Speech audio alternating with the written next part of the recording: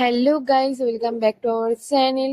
কেমন আছো সবাই? আশা করি খুব ভালো আছো। আজ অনেকদিন পর একটু আম মাখা খেতে ইচ্ছে করছিল, কারণ এখন যা গরম পড়ছে তাতে আম মাখা সবারই কম বেশি সবাই খেতে ভালোবাসে আর কি। তাই যেমন ভাবা তেমন কাজ, প্রথমে আমগুলোকে ভালো করে কেটে একটা পরিষ্কার জলে ধুয়ে, তারপর এটা কি বলে আমি সঠিক জানি না, তার সাহায্যে গ্রেট করে এক জায়গায় আমগুলো আমি এক জায়গায় করছিলাম, কারণ আমি শুনেছি আম মাখায় নাকি লেবুর পাতা দিলে আম মাখার টেস্ট দ্বিগুণ বেড়ে যায়।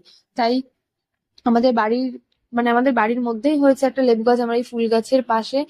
মানে ওটা লাগানো হয়নি, এমনিই দেখছি হয়েছে, তাই সেখান থেকে কিছুটা পাতা, চার পাঁচটা বেশ ভালো দেখে পাতা, কারণ লেবুর পাতাটা নষ্ট হয়ে গেছে, কিছু কিছু পাতা দেখলাম যে নষ্ট হয়ে গেছে, তাই ওখান থেকে কিছুটা পাতা তুলে নিয়ে চলে এসেছিলাম কলে ধোয়ার জন্য। কারণ যেহেতু নোংরা, তো সেই জন্য আমার মনে হয় ধুয়ে খাওয়াই ভালো, তাই ভালো করে লেবুর পাতাটা ধুয়ে নিয়েছিলাম। তারপর ভেবেছিলাম আজকে একটু সর্ষে বাটা দেবো, যেহেতু বাড়িতে কাসুন্দি ছিল না, সেই জন্য ভালো করে শিলে সর্ষে আর কাঁচা লঙ্কা একসাথে বেটে আমের মধ্যে দিয়ে দিয়েছিলাম। আর দিয়েছিলাম যে লেবুর পাতাটা এনেছিলাম, সেই লেবুর পাতা দিয়েছিলাম, চিনি দিয়েছিলাম, লবণ দিয়েছিলাম, দিয়ে ভালো করে মেখে নিয়েছিলাম।